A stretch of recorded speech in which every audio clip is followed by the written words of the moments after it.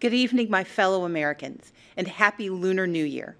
I'm Stacey Abrams, and I'm honored to join the conversation about the state of our union.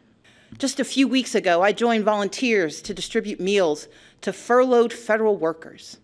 They waited in line for a box of food and a sliver of hope since they hadn't received paychecks in weeks.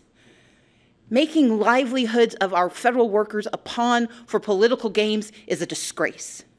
The shutdown was a stunt, engineered by the President of the United States, one that defied every tenet of fairness and abandoned not just our people, but our values. Children deserve an excellent education from cradle to career. We owe them safe schools and the highest standards, regardless of zip code. Yet this White House responds timidly, while first graders practice active shooter drills, and the price of higher education grows ever steeper.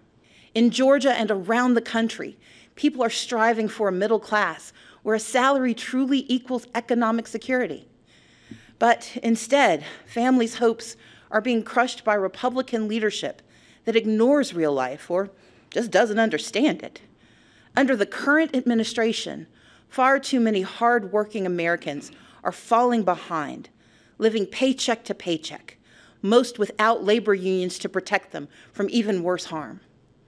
The Republican tax bill rigged the system against working people. We know bipartisanship could craft a 21st century immigration plan, but this administration chooses to cage children and tear families apart. Compassionate treatment at the border is not the same as open borders. Democrats stand ready to effectively secure our ports and borders. But we must all embrace that from agriculture to healthcare to entrepreneurship, America is made stronger by the presence of immigrants, not walls. And rather than suing to dismantle the Affordable Care Act, as Republican attorneys general have, our leaders must protect the progress we've made and commit to expanding healthcare and lowering costs for everyone. We can do so much more. Take action on climate change. Defend individual liberties with fair-minded judges. But none of these ambitions are possible without the bedrock guarantee of our right to vote. Let's be clear. Voter suppression is real. This is the next battle for our democracy, one where all eligible citizens can have their say about the vision we want for our country. We must reject the cynicism that says allowing every eligible vote to be cast and counted is a power grab.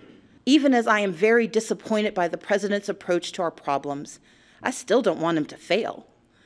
But we need him to tell the truth and to respect his duties and respect the extraordinary diversity that defines America. Thank you, and may God bless the United States of America.